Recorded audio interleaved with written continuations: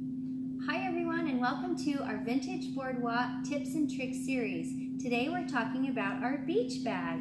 So right over here on the quilt you can see our beach bag has got this cute pocket design as well as the sunglasses, and they are embroidered on the pocket itself, and you can see I can put my finger right behind that.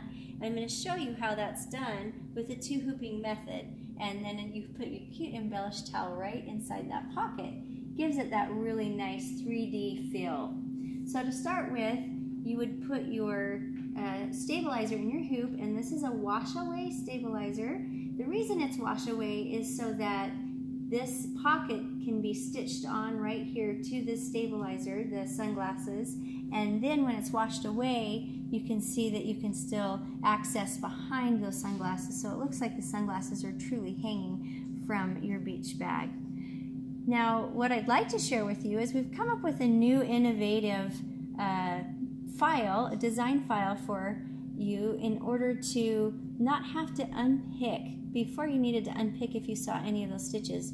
And we wanted to come up with something that was even better where you don't have to unpick anything. Instead, the basting box is a little further away, so that beach bag you can see is a little bit bigger than what it would be here. So once you've stitched it out and you've got your basting box and your line markings right here, and those are your lineup markings that you're going to use, then you would wash your stabilizer away, and then you're going to use that as an applique piece to your background fabric. And as you can see, here's the two different colors.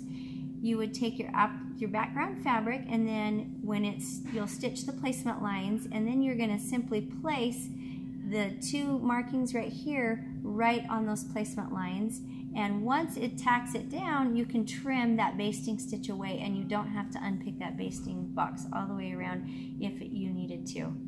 Thank you so much for joining us, and at the bottom of this post you will find the link to that new file. Thank you so much for joining our series. Bye-bye.